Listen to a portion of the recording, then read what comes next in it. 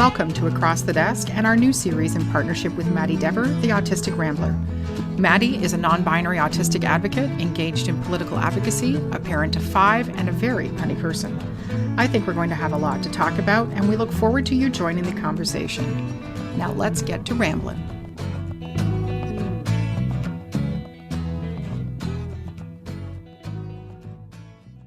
Let me move my hair just in case. Yes, you were checking your hair, which I adore about you, but you don't have to worry about that because I am not in a position to be camera ready, but this is starting out already to be really good. So this is what I'm just gonna make sure I'm on the right microphone. Okay.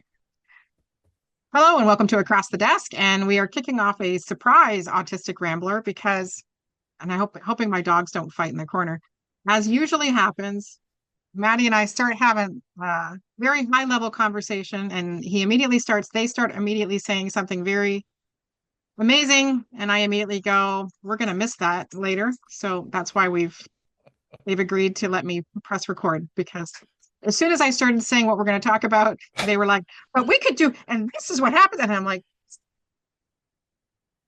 you're too smart. That's the problem. Well, you're making me blush. Oh, okay. So they're too insightful. Yeah, I think we maybe we should just always record our conversations because there's always some nuggets in them. I think things conversationally. I either have conversations with myself in my head, but when there's other people around and the things get fired up, I find I'm able to parse more stuff out that's in my head. So I was about to beat up my dog. Okay, so start the bit again. My ramble. So a couple of weeks ago, so for context, my name is Elizabeth Kloof, and I'm your host of Across the Desk. And Maddy Dever is my co-host for the Autistic Rambler. Ta-da! So I own a for-profit technology company called Spiro Careers Canada, and I also co-founded and run a not-for-profit called Socially ASD, where I have to beat up my dog. Just a second. How are you doing? You're nuts. She's crazy. It's a rough job being a dog owner. It is a rough job, right? And they're both, of course, down here right now because, somebody has to pay attention to them all the time. Anyway, Socially ASD, we run Autism Job Club, and we provide social opportunities for adults who are 18 plus, independent, low support, but just require a little bit of structure around social engagement. So, swear to God, that dog's going to get a boot in the bum, which I don't do. Don't write in to say don't hit the dog, because I don't do that. 60% of our board is autistic. That's part of our mandate. We will always be an autism-focused, autism-driven organization. And a couple of weeks ago, we use our board meetings as social opportunities. So we go out for dinner, and the group chooses where we go, yada, yada, yada. And we have an individual who has been doing a lot of personal work on how autism impacts their life. And we've been providing support around that and feedback and reassurance and what have you, because it has brought up some stuff. So we are at this dinner, and I can tell this individual is struggling with something. And there was a variety of signs that I kind of went, okay, like there's a spiral happening here, and not in a positive way. So I suggested that we go for a little walk and have a chit chat. Turns out this individual has been doing an incredible amount of work around mindfulness and grounding and getting comfortable in their personal space. And all of that has materialized in a way that they are now no longer negatively impacted by eye contact, no longer negatively impacted by social situations. They don't have the same anxiety and what have you around certain situations. And this led them to start thinking that they were no longer autistic. Now, that in and of itself isn't the issue, right? That's super fantastic that that's how they were interpreting the situation. However, that wasn't what was causing the issue. What was causing the issue is they looked at me and said, I shouldn't be able to do these things. And I said, why? And they said, well, because I'm autistic. So because I can do these things, am I no longer autistic? And I felt like Yeah. such an ogre, but I was like, honey, I said, and I actually don't typically use honey because I find that very demeaning, but I'm like, but I can't say the person's name. So, honey, I said, yes, you're still autistic. I said, that's not in question. I said, however, what's happened is that all of the incredibly amazing hard work you've put into managing how autism impacts how you engage with the world is working. And he was, having a moment. Yeah. And I said, have you ever heard of the phrase stop shooting on yourself? Hey, I don't know. You stop. Sorry, my dogs are making me crazy. And he just looks at me and he's like, what? And I'm like, you need to stop shooting on yourself. Yeah. I said, because there's And no and shoulds. Yeah, I know, and that's where we started. Sorry, go. yeah, this is where we started. Um, it's a this is a very typical um uh process, a cycle that we go through. We either feel overly autistic or we feel imposter syndrome about are we really autistic, and it really all starts from the diagnosis is all about the deficits that are impacting, like if you have this that's affecting you in a negative way, hey, you're autistic. But really, what is autism? It's these, you have this characteristics. And if you're supported, one of the reasons we really pushed for early supports and really supporting kids as young as possible, because the earlier they're supported, and if they have parents that are able to help guide and accommodations that are be able to be Yeah, there, your autism is still there. You're still, you still have stims, but you'll learn that stims can help you. You know, what you are and the struggles you have as a kid is going to be different than what you have as an adult. And once you get to a point where you're comfortable and understanding autism and how some of the challenges are there, and you can get some support for them. It's not that you're not autistic, it's just that you're supported. And we've been living in a world where we haven't had very many supports and there's been so many barriers. But we really need to flip this, because I look at myself in the last 7 years as I've been able to fully embrace being autistic and learning about myself and realizing some of the challenges that I've had. For example, I interrupted people a lot. When I was listening to somebody, it was always to figure out, what am I going to say next? What am I going to say? So I really wasn't listening to the person. And I let I let Elizabeth, I let Elizabeth go on for a long time to set up the discussion.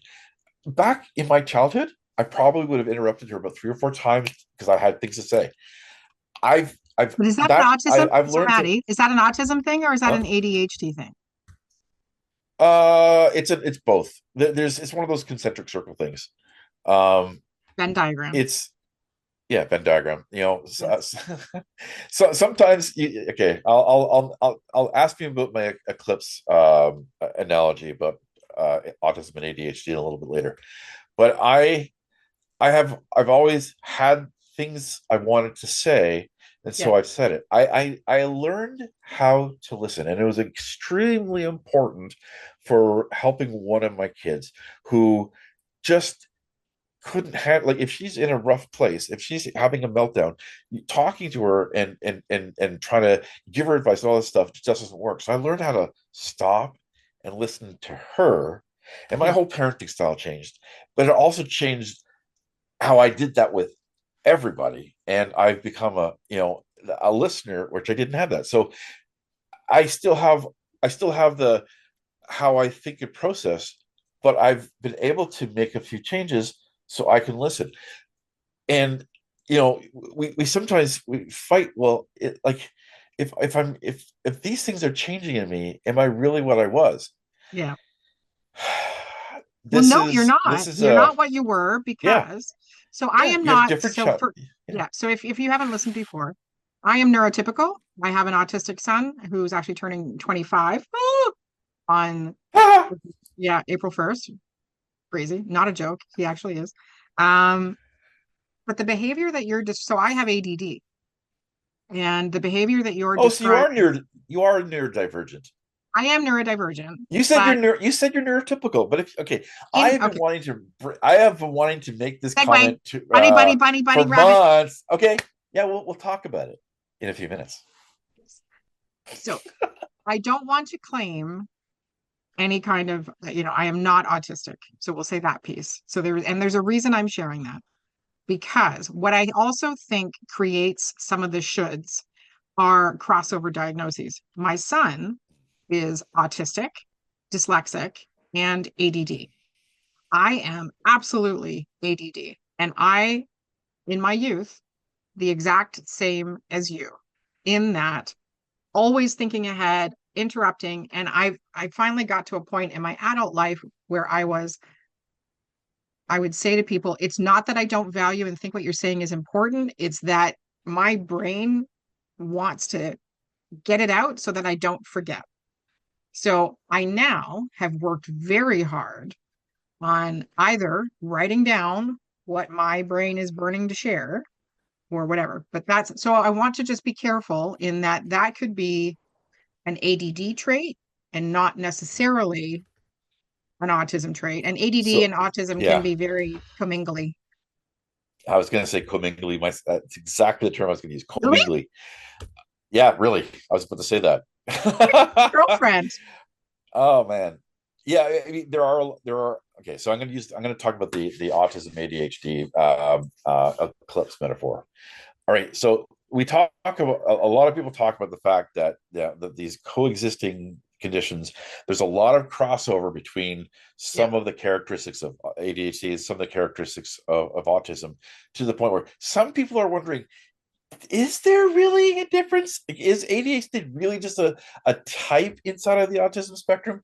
But Mm, I look at it this way. I'm just throwing that out there because some people are yeah. talking about, some researchers are talking about that, right? Because of the significant similarities. There are though some.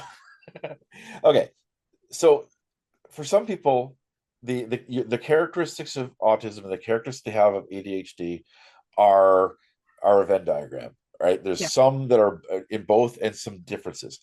But for some people, the characteristics they have of ADHD are completely surrounded by all of the autistic characteristics too. Yes. And it's Yes. like an eclipse, right? Yeah. So you can't tell what's That's one. So amazing. some people are calling it AUDHD, right? Because it's a combination of autism and it's you generally see more of the hyperactivity and the people that speak a mile a minute, kind of like me, that sort of like I do it's not know to what you are those referring. characteristics. I know, Well, that's so never my never son me. is he's diagnosed ADHD. I would not say Thomas does not meet the criteria of a typical ADHD kid, right? So was never in a situation where there was hyperkinetic amounts of movement, me either. Yeah, But yeah, our ADD is a little circus monkey all on its own that can make our brains a very interesting places to be, but can also create its own version of overwhelm. So yeah. that's a whole nother situation. From a should perspective, Mhm. what I find very irritating is this should thinking when it comes to any kind of diagnosis. So, Mhm. well, and I'll back up for a second. My son gave me some news this morning that I'm still processing. He's finishing his welding and fabrication program, and as part of his English class, he had to put a thing out about who inspires you in your life. And he chose me and my husband. And one of the reasons he chose that is because we never went with shoulds, right? He shouldn't be able to snowboard and he shouldn't be able to ride a bike and he shouldn't be able to go to Cubs and he shouldn't be able to be as creative and as empathetic as he is. And he should. And I was like, stick your should up your jumper and leave my kid alone because I am never going to put a constraint around his coulds because Yeah, his coulds and cans can be whatever he wants. And your yeah. shoulds That can was my go should yourself. Shook that yourself? was I my don't know. mom too. Yeah. My mom never saw us as us kids as uh, she saw an unlimited potential for us to do anything, and supported us through the ups, the downs, the major successes, the huge failures. Just when we were down, she just grabbed the hand, picked us up, and let us do the next 100%. thing that came to our mind. And it's kind of what I'm trying to do with, well, not kind of, it's the parenting style I'm trying to have with my kids. Um, like You we get through the hiccups, we right? Like, we this is ableism. Like, this is the internal ableism, because the world tells us that only if you are like this, then you can do these things. yeah, And we see it's all of the isms, right? The barriers that get placed around what somebody should do based on what they look like, the gender, the what abilities they have, we need to their take that word out the of the financial language. position. Should. I just hate the word. Here's a Yeah. personal weird segue, and I lost my shit a little so I have gray hair. I started going gray. There's a point to this, I promise it ties in. Started going gray in my 30s. I haven't seen my natural hair color since I was 14, just because I've always done something wacko with it, right? And decided to grow out my color because it was causing me physical harm to keep coloring my hair. But Yeah. society says you shouldn't be gray or let your gray show in your Yeah. 30s. And I actually had somebody shame me into, and I never have let that happen before, and it never happened again. But they shamed me into recoloring my hair because gray hair is such a weird effing thing in society. Right. So Yeah. I do that, and then I go through the whole process again of growing it out. And a few months ago, so now I color the front of my hair because I have very pale skin, very pale eyes, and that plus gray hair equals I look like, I don't know, like I could meld into a wall some days. Like I just disappear, which is super not fun. So I go to this hairdressing place and I'm looking to sort of change the front color and whatever. And she shoulds all over me about Oh. I should be blending better and I should be picking a color that blends more with my hair and I should be doing this and I should be doing that. And I just looked at her and I said, okay, just so we're clear, should is a shaming word because what you're implying is that the way my hair is, which I quite like, isn't good enough for Yeah. you.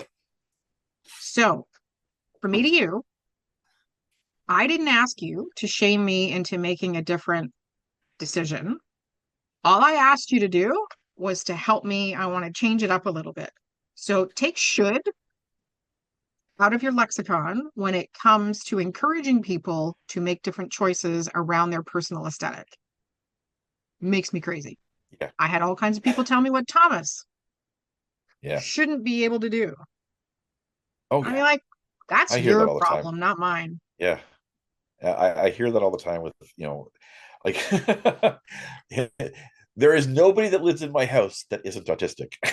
the That people that must my be the not people fun on that my some days. kids connect to, like there is normal is autism, right? For us, it's Yeah. like there's like it is so bad. But I've come up with a Do you title for overwhelm this. each other sometimes? My Sometimes, yeah. first thought process was, Well, some of us are, and some of us are like, ooh, mellow out, people. And like my poor youngest daughter, Kat, she does not like lots of noise, lots of talk. So Madeline, my oldest daughter, the two of us are like ping, ping, ping, ping, ping, ping, ping, ping. We have our own language. We don't even have to say all the words in a sentence, and people around us have no idea what we're talking about, but we're fully engaged with minimal words. But Kat gets overwhelmed by that. So yes, yeah, like sometimes we're all close together because we do these things, but we're all very different. It's a spectrum, people. But I've come up with a title for this pop-up podcast. Shut the shit up. right? Right. Now, those of you that don't know me, I have a severe potty mouth. I like it's Sailor's mouth. intense. Give a What's sailor's mouth. that? Yes. See, Sailor's that mouth. sounds better. Yeah, I Yeah, it have I does. have a pretty significant sailor's mouth. which is supposedly a sign of intelligence, honesty, and loyalty. I think they just say that to make us feel better about our vocabulary, but that's another story. Um, but I do honestly, we should get a t-shirt made. Shut the shit up, because I'll get my sister to do one. seriously, I will Yes. wear that on it. Oh, yeah. Good. Yeah, I'll get it. I'll get yes. Yes. On Okay. it. I will send you money. You I'm on tell me it. what you And want, and I will do it yes. And because we'll get a on it. We'll talk Tumblr. about that Yeah. off air, but I will send you money Yep. today. We're attending a conference in a couple of weeks. I will wear that shirt because I will wear it too. when my son when we received our son's diagnosis when he was 7, there was an interesting thing that happened in that the developmental pediatrician, did not should on us. She actually did a great job in reminding us that we are the maker of his constraints, right? That everything is possible for him. You just gotta, you know, get on with it. Then he had his first psychoeducational assessment, and that person should the crap out of us. And he wasn't going to be able to go to college, and he wasn't going to be able to do this, and he da da da da da da da. And I believed that for a little while because this is a professional telling me all of this. And my son's future went from should be able to never will be able to. Yeah. And then I went from being sad to being mad, which is typically my lane. Told her to go should herself and signed him up for his next psychoeducational assessment, which put us back on track. Um, but the number of times I had to come up against educators and parents and other people who were putting their shoulds on my kid, and I had to put my should kickers on and go, no, you're not putting your fears and your limitations and your whatever the shit you got going on my kid ever, Yeah. ever. So It's it's frustrating, um because there is this misunderstanding of what autism is. Autism is not about limits. It's about characteristics, right? And when those, you're going we to can have that go on a t-shirt? strengths. Put on a t-shirt. Yeah, you just write that down. Going to. Yeah, what we have, uh, are are varying amounts of strengths and varying amounts of challenges that all are around those characteristics that make us autistic. And when we start getting support and accommodations and acceptance, the challenges change, the challenges lessen. And we're gonna, as we ebb and flow through life, we're gonna, and we have different situations, different circumstances. We're going, the autism characteristic, you know, uh that pops up, that a new challenge for a new situation. Some of the work that we've done in meeting those challenges in other places, some of the accommodations that our parents have put in, the schools put in, Yeah. are going to change are going to impact our ability to meet that next challenge. And so it's really not about limitations. But the world has seen the stereotypes and placed the limitations without getting to see us, know us, and understand us. But when we're As accommodated, individuals, not a yeah, diagnosis. when we're accommodated, we learn to adapt. You can't without accommodations, we cannot adapt. And adaptation is a skill that is mostly thought to be not an autistic ability, but it's not true. I mean, every kid progresses when they're accommodated and that challenge is met. We see us being able to learn how to adapt that to a new situation. But it's really about, accepting the thought that with the right support it's possible to do anything. Agreed. We know that there are going to be some challenges that we may not be able to meet on our own, and there's and there are going to be some challenges that we can meet on our own. But it means that we just need. That's why I always talk in April, because hey, by the time we put this up, it'll either be April Be or a smart before ass. April. I know, but autism. April is autism. It has been okay. It's World Autism Month, but many people have in the past called it Autism Awareness Month, and I talk a lot about we need to stop talking about awareness, because awareness creates stigma. What we really want as autistics is acceptance, that we are, who we are, and the way we do things differently.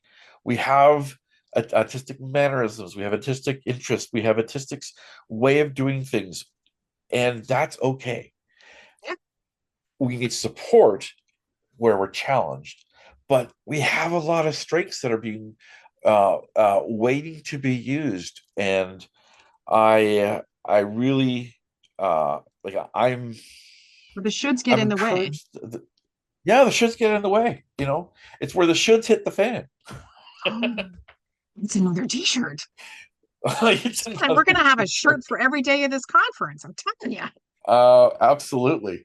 It's the barriers that we get are attitudinal. Like that's the biggest barriers that we have as autistics, but also pretty well any disability, are the attitudinal barriers that we have listened to people in the past say, autistics can't do that, or they'll never be able to do that, or they're gonna, struggle. They're gonna be at a Yes, home they are going to someplace. struggle with You'll certain you'll things, you'll, you you'll be ding dong. they'll be living with you until you die. Like all of these things that put limitations on it. I remember when my son was diagnosed, the prognosis of what he'd be able to do was a very limited one, and I struggled with that because I never saw that, and my mom was my son's biggest cheerleader. She could not accept that he would be limited in his ability to do things. I mean, she saw the things in him. She saw the strengths in him first when other people didn't, and was able to really push for that. My son ended up winning the grade 9 math prize. Well He done. had, yeah, I mean, when he was accommodated, he was able to excel. One of the things that I had to really push educators to learn about him is that he couldn't respond to things in the moment, but he would retain everything that he heard. So if you wanted to test him on something, ask him 2 weeks later. Don't do it now. He takes time to process, but he has a photographic memory and an audio memory. He remembers every conversation ever said to him. He can go back all the way till he was 3 years old and talk about things in particular places. It is astounding. He did that when he was 10 years old. We were talking about the trip that we went down to Halifax for, and all of a sudden he started talking about all the things that we did and everything. He was not verbal at that time. He did not speak. Sorry, he was not. He had about 10 words they could use. His language came about a year and a half later. It just He had good exploded. receptive But and not he great expressive. absolutely Yeah. he had I challenge medical folks when they're talking about the kids that they're seeing, and they talk about doesn't have good receptive language, but they're also talking about all the things that the kid's doing in response to the things that you're saying and doing. You're misunderstanding what receptive language is, because you're Yes. not hearing a result. That doesn't Yes. mean it's not receptive. So Yeah. yeah, like there's Because they can't measure it with their way. yeah, They don't think it we exists. Yeah. we allow the world to put limitations. If we allow the world to put limitations on all of those who are autistic, you're creating the struggle and the barriers that don't need to be there. But if you can accept that we're going to do things differently, but we're also going to need challenges. I would Need support. love to see a climate of that we have a culture of accommodation, because when we do, and when we're include have a fully inclusive environment where the accommodations are there, everybody wins. Autistics are gonna thrive. We're gonna do things that are gonna surprise you because we think different, and the world needs us to be able to Yeah. have that difference. Difference is a good thing, and we have a society that tends to fear difference. And you know what? We're all different. If we try to line up to be the same thing, we're gonna be lemmings going off a cliff. It's so funny because when I take the train into Toronto, feel like a lemming. And I always have that in the back of my head. I feel like either a salmon going upstream or a lemming or a whatever. I'm like, this is why I don't work in Toronto because I don't want to feel like that. Yeah. It's one of the reasons we do a lot of the stuff we do from Mhm. my business's perspective and their not-for-profit because I don't think anything is off the table ever. And, we just had a situation where um, what what I'm running into now, which you and I have talked about extensively, is the parents who put the shoulds on the kids because the professionals have put the shoulds on the parents. And we are now Yeah. trying, we're adding a stream to what our company provides because I think this has become endemic within the disability community that these professionals put these limits through should statements on like to the parents, and then the parents, rather than, well, let's let the kid figure it out, right? Like I remember I have a video of I took a lot of video when my kids were little, and what was happening. One, we just done Vanessa, my daughter, a new bed, and she was trying to climb up on it or something, and somebody in the background said, "Oh, help her." I said, "No, let her figure it out," and she did it. Mm. I mean, if she were in danger, obviously I'm right there. I'm going to drop the camera Yeah. and whatever, but she's not in any danger. A little bit of struggle doesn't mean that they don't, that you have to swoop in and shit all over Mhm. them, because what shoulds end up also contributing to is that learned helplessness, which I'm Oh seeing yeah. more and more as people, age and are not hitting milestones that are reasonable for what I believe are their intellectual capacity. So I'm pushing back now with parents, not pushing, that's not the right word, because it's not a combative, but I am suggesting to parents in a strong but polite way You're that challenging them. they need to stop believing the limitations. So we had Yes. a parent that I've been friends with now for quite a while, and she's an incredible ASD mom, right? Like she runs herself around for her kid. Um, but that is creating a state of immaturity in the individual. And the individual is now recognizing that this is the situation, and they're seeing their peers achieve certain things, and they know that they feel like they should, but they don't know that they could. Yeah. So we are now starting to work more with parents to say, okay, what's a reasonable step that you could take with your kid? Because at 25 years old, a low support autistic individual with no significant MID should be able to get some groceries, do their own laundry, Yes. make their own Yeah. meals, right? Yep. They should be proficient in their ADLs from my perspective before the age of 18. My kid was, Yeah. because at Yeah. 10 and I 9, my I kids are coming home and they're like, I don't like what I had for lunch today. I'm like, well, isn't that a damn shame for you? I call it adulting 101. I with all of my kids, from about 16, 17, I start really working on teaching them how to adult, so that, because I know that when they're 18, they're going to be responsible for their decisions and their actions. Yeah, Will they need some support still? Yes, but it's important to give them the opportunity to see the things that that we need to do as adults, and that we need to pick up it's after important they know ourselves, we because believe they can. yeah, yeah, absolutely. Yeah, It's like there are some kids that are going to need more support, yeah. but there's still a baseline stuff. Like my hope is that they'll all be able to manage all of the ADLs in the house, and then we work on how to do those things independently or Yep. codependently, cooperatively, in the community.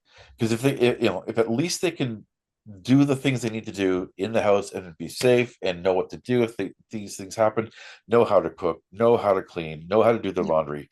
These are the things that um, most most statistics should be able. Most statistics can do. Yes. Can, not should. Yeah, Need to. It's not even, I it's not just even a shoulded can myself. thing. Did you Yeah, should all over? You should yeah. do that. I just in a way. All good. It's not even so much as a could or a should or what they need. And I had a heart to heart. I've had a heart to heart now with a couple of parents to say, I understand where you're coming from, and I Yeah, understand the hesitancy, and I understand that it's scary, but you and I are not going to be here for the rest of their life. And if we don't start yeah, this now, when are they going to learn? yeah. Because There's two when we're not cliffs. here, who's doing it for them? Yeah, Or are you arranging care for the rest of their life?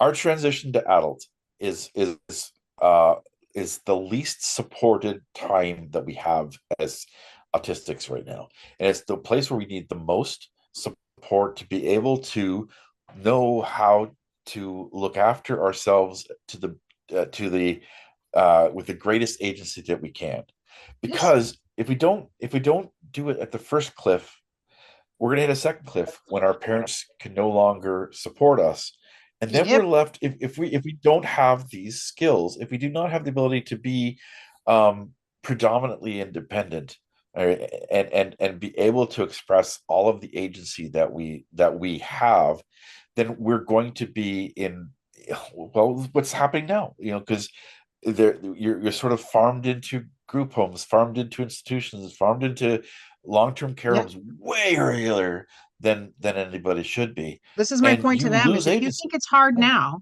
oh my God, no! imagine, It's like, imagine when you're not here to advocate yeah, and make it happen. So one parent did an amazing thing, and this her child is giving her very strong indications that they want to be more independent. There's been a number of things that have happened that they want to grow up. Like they are the individual, the kid is not a kid. I mean, they're over 20, but immature for a variety of reasons.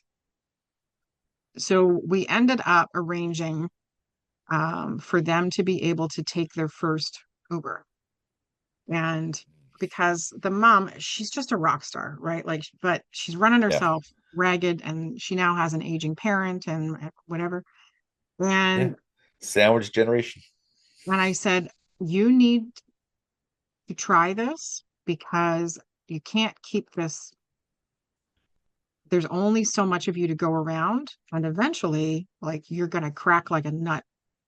So there were some hiccups with the first time we did this. We set it up in a safe way because we were the receiving people and we were the sending back home people. So it wasn't to like some random location, right? So we made it as safe as Yeah, possible. And there was an unpredictable hiccup, but we got through it.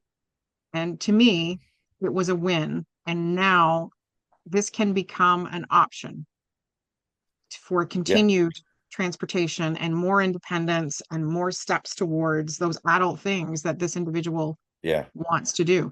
When we listen to the shoulds and we allow individuals to create shoulds out of their fears and their feelings, we create limitations that don't need to exist. And we limit the future for individuals. And it shouldn't be that way. That should I'm word, going. man. It's a nasty one. I agree. Yeah, I'm going to paraphrase Yoda, from Do Star or do Wars. not, there is Is no try. do it or not, there is no should.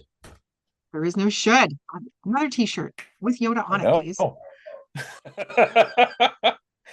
We are going to be decked for this conference. I just, so one of the reasons we got into this, uh, we go back to the original part of the story, is that this individual that I had the quiet time with during our board meeting, their mental health was taking a shit kicking because of all the shoulds playing around in their head. And they were questioning everything that they had been through as a youth. They were Yeah. questioning their diagnosis. They were questioning their ability. They were questioning the way they experienced the world. There was so much unnecessary angst because of shoulds. My impression after we were done talking and we reconnected was they felt better because I'm like, shoulds are somebody else's problem. Shoulds are somebody else's Yeah. fears. Shoulds are somebody else's shit. And Shoulds are social constructs. yes, telling you, we're going to have hats and bags and everything. We're going to should the shit out of us to see the level of, I would almost go to so far as to say pain this individual was in. It was becoming Oh yeah. immobilizing, was Yeah. nuts. I'm like, no, no way, man. I said, you need to remember everything that we've talked about for the past 2 years. You need to embrace and own how magical you are for putting all the hard work in that you have. I said, that's why your life is easier. I said, the challenge for you right now is that you are so used to living with the discomfort and the anxiety Yeah. around social situations and eye contact. It's going to be a new normal for you. And absolutely, you're going to create situations where you need that anxiety because that's your zone. You've lived that way for a Yeah. very long time. That is normal for you. I said, but don't, my phone keeps buzzing, sorry. Don't should on yourself as it gets easier and easier. There's nothing, they were starting to think they had a secondary mental health diagnosis. Like Oh their my gosh. their Yeah. brain went bananas on free. Like, no, it's not. It's It's like we got recovered. it became a new special interest. Seriously. Yeah. Yeah, that's what happens. Like we get stuck. Like this is weird. It's different. We're not feeling what we did before. It's a good feeling, but it's and then we go through and try to figure out like But I what is shouldn't this. feel that way. Yeah, it's I again I think the biggest thing that I try to push for and I try to make people understand and be comfortable with is that autism is all about characteristics. It's Not not limits. about deficits, right? No. It's not about limits. It's not about deficits. It's about a series of characteristics. The way we do things, see things, act things. We're autistic from the moment we're born. We're autistic in utero, and we're going to die autistic.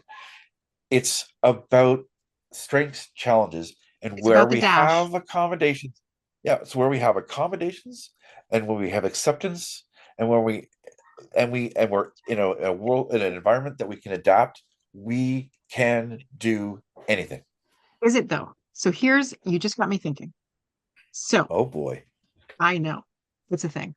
So because of my ADD, I have been one of those kids my whole life where I'm always the one being told to, be quiet and sit down. And not that I don't have the hyperactivity component, but why can't you be quiet? Why can't you think the way, I don't know.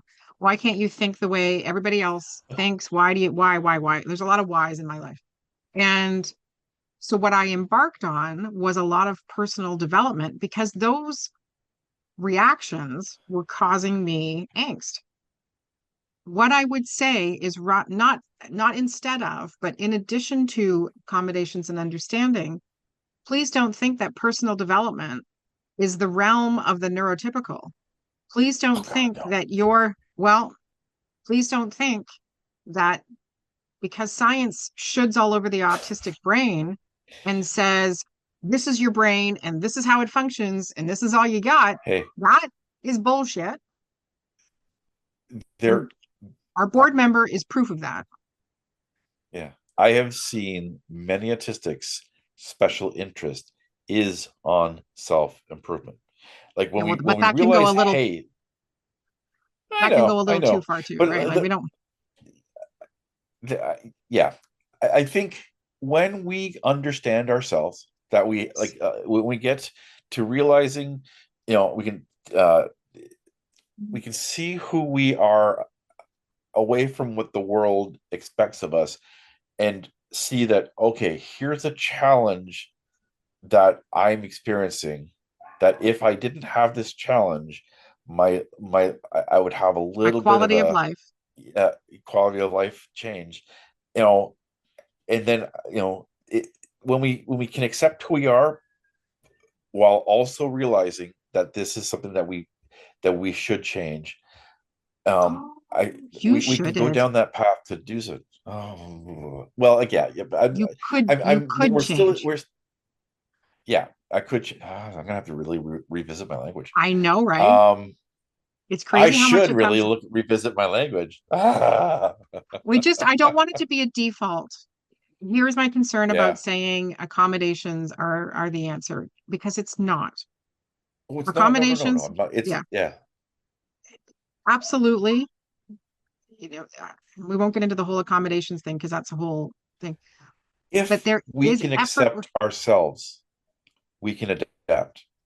but accept strengths and challenges and accept Mhm. accountability that some of the challenges that exist are mutable and are changeable, and that some of them require effort in order to be able to, and it's not about changing for society. That's not what I'm talking about. I did No. not expect society to be okay with the fact that I had no filter between my brain and my big mouth. That was not up to society to be okay with me telling you to go F yourself. Like that was not okay for me to be doing that. It's not up to society to accommodate the fact that my ADD requires me to organize myself extensively. Because if I don't, that causes me angst and I miss opportunities and whatever. That is up to me to change that. Where I ask for accommodation is the dingbats in my house who put my favorite coffee cup on the top shelf and I have to go and get my tongs and, those types of things. So I'm not making light of accommodations. I think they are absolutely required and they are absolutely Yeah. valuable and they would have immeasurable improvement for some people's lives. But I don't want to discount the fact that personal accountability on working on some of the things that cause challenges. So things that are internal Yeah. require effort. I think Yeah. for me, accommodations are more external stuff. Like when we were Yeah. in Toronto with you, that was the first time I had ever experienced Toronto with somebody in a motorized wheelchair. And that was the first time I saw how completely shitty it is and how people Yeah. use things that are put in place to accommodate individuals in wheelchairs and they use them without thought around the impact they're having on the individuals that they are used for. And people not paying attention to you on the street and not paying attention within the Eaton Center. And like those two girls when we were trying to go up that ramp and they're giggling and thinking it's funny. It's like GTFO. Like you got 2 feet in a heartbeat. What are you doing? Yeah. You see the person in the wheelchair trying to use the ramp and you think it's a giggle and not get the shit out of, I'm sorry, my language is degenerating, but I was mad. But I've never experienced life that way because Yeah. so far legs are operational. I mean, who knows? I, Life could change tomorrow, but there's many times in the last through my life that I've compared myself to my brother, my younger brother.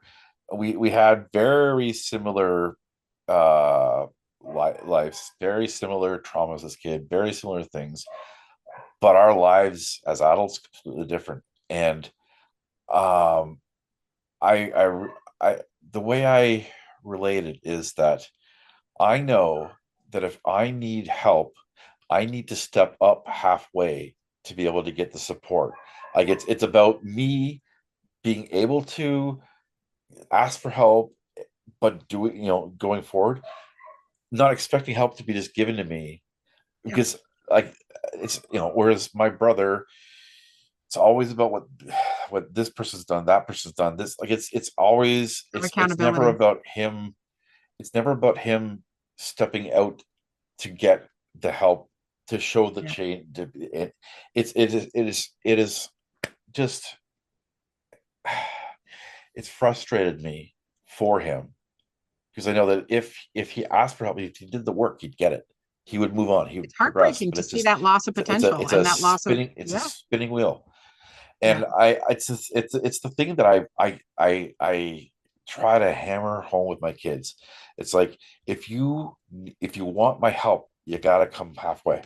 Like Yep. you've got to be the change so that I can help you with the change. You go, And Gandhi. it's not about me just doing for stuff. It's not just about like I, it's the same thing. Anybody that's ever asked me something, like what something is or how to do something, I say, have you Googled it first? Have you tried first? Yep. Because I Yep. want you to try.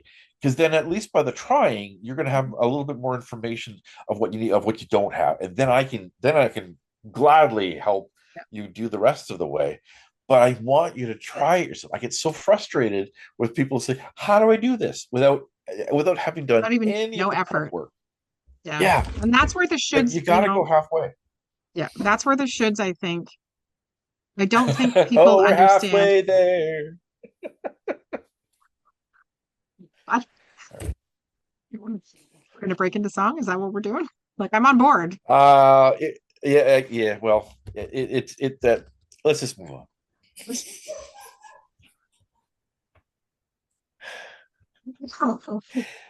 Maddie and I are singers, so that's just fun.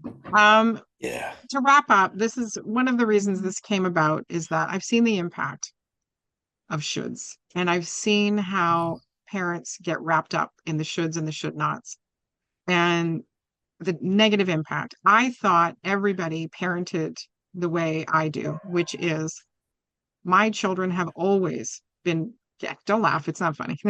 Well, it is kind of funny because nobody parents apparently the same way I do.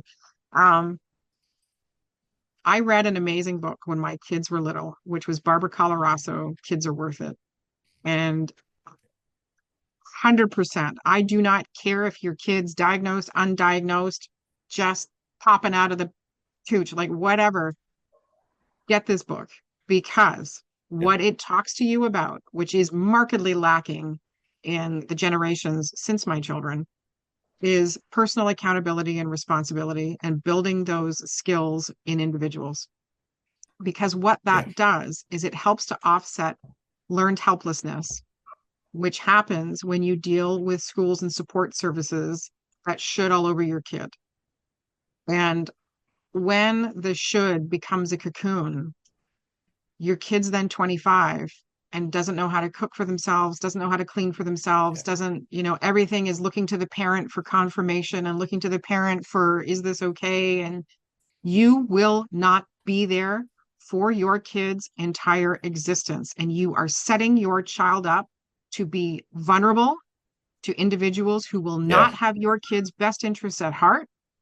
And they could end up impoverished. They could end up in a living situation, which there's no way you could envision because they don't know that they have the power to advocate for themselves. They don't know they have the power to ask for help. They don't know they have the power to tell people to take their should and stuff it up their shirt.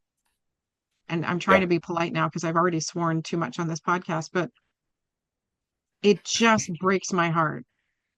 yeah, Our kids are facing enough.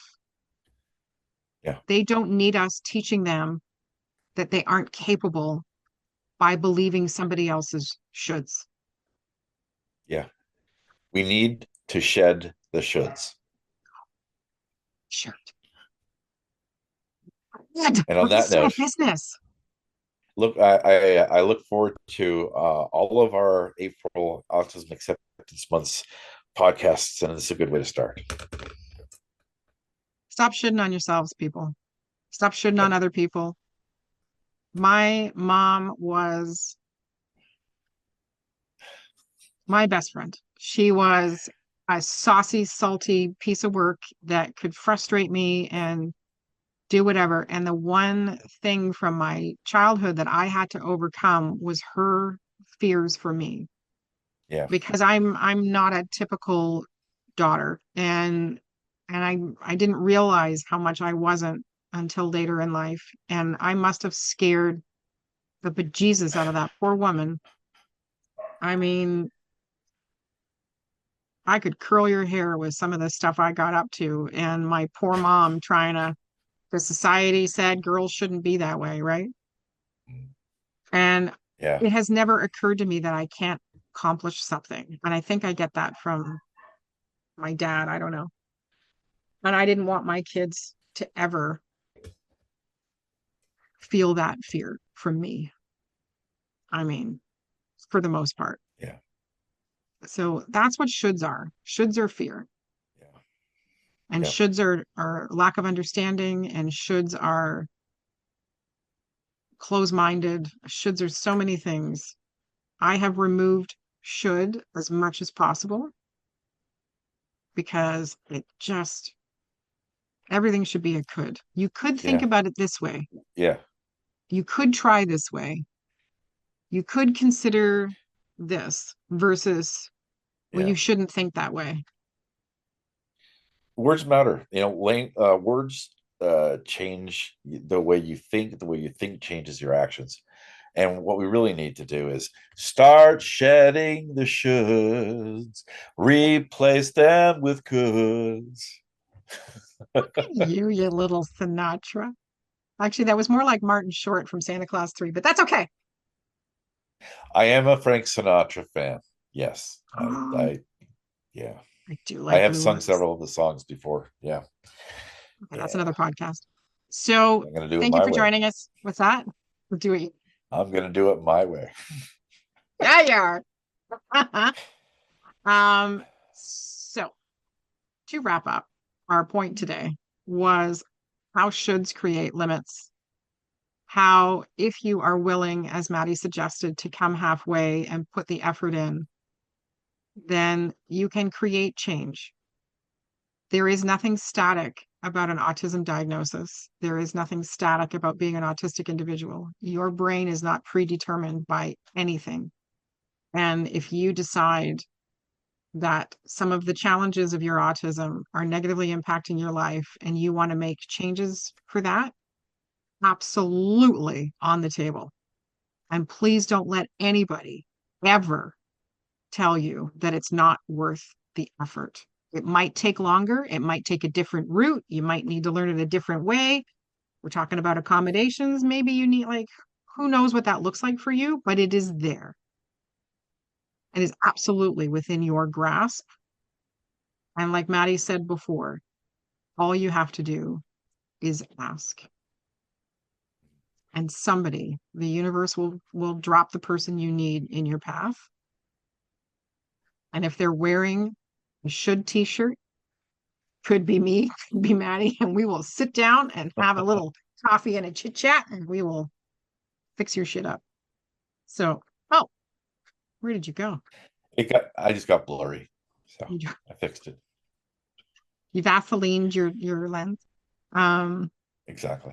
so that's what we're chatting about. But as Maddy just suggested, come April, we're going to be focused. We're going to be back on track. We've both been dealing with some stuff, which is why our podcast had to do a little hiatus. But April, what are we focusing on for April? Myth busting, a great book by Temple Grandin called The Loving Push, which all parents who are believing those shoulds should read.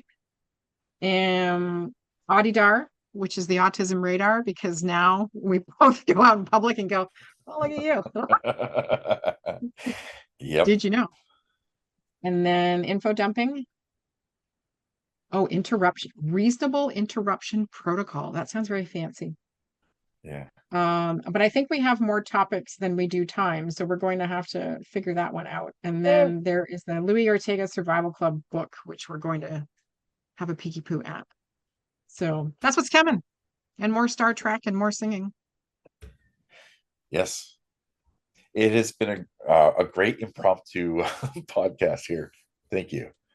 I appreciate your flexibility because I know Fridays, Maddy is a parent of many children. I am the parent of two and I run two businesses and life gets in the way. Yeah. And sometimes you should, seize it and go. And I appreciate your openness to that because sometimes you start to say these things and I just think, oh my God, like we have to capture this in the best way possible because I think it means so much, far more coming from you than it ever will coming from me around the possibilities in being autistic. You defy every should that I've ever seen thrown at you. And if there's, a poster gal for being everything that the shoulds say you shouldn't be, it is you. I appreciate that about you. Thank you. And can I get to do your hair when we're at the summit? Absolutely. Are we going to do Yes. braids? We didn't get to braid it last time. We'll see.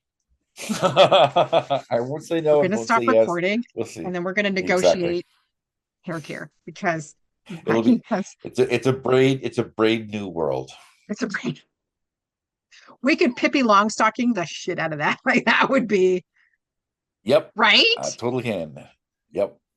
I now have the longest hair of all of the girls in my family. Yeah. I don't that. I gotta see now. I have to figure out like we have to get some hair products. I might bring my tiara. We got to figure this out. I am in it to win it. Okay. Thanks for joining us, everybody. We'll end the recording. Bye-bye. Talk to you soon. Bye-bye.